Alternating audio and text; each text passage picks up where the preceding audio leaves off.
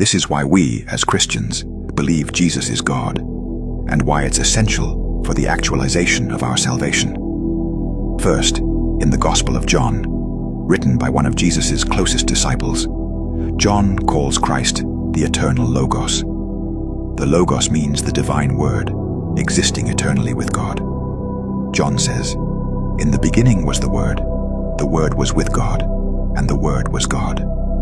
This means Christ was alongside the Father from eternity, and yet is fully divine.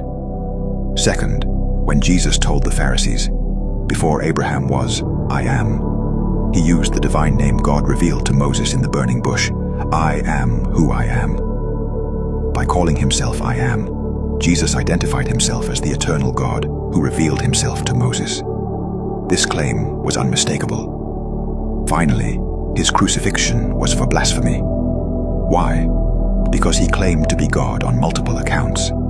Jesus claimed to be able to forgive sins, something only God can do. When he did so, people accused him of blasphemy, claiming to be God. Thus, his entire trial and crucifixion revolved around this repeated claim to divinity. Without his divinity, none of this stands. Now, why must he be God?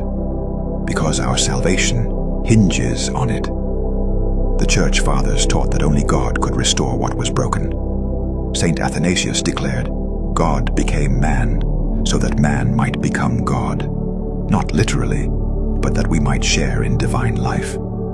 Saint Cyril insisted that if a mere man died, death would not be defeated. Only God's life could break death's power. When Christ rose, he not only overcame death, but raised our humanity to divine glory. Saint Maximus the Confessor taught that Christ's divine will healed human will, uniting us to God. Now consider the sacraments. In the Eucharist, we don't receive ordinary flesh. We receive the deified flesh of the God-man.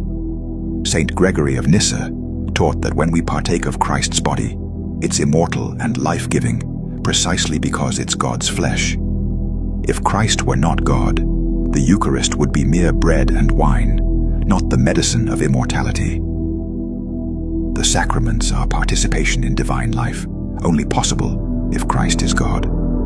Thus, when groups like Jehovah's Witnesses, Unitarians, or other fringe groups deny his divinity, they lose not just a doctrine, they lose the very means of our salvation.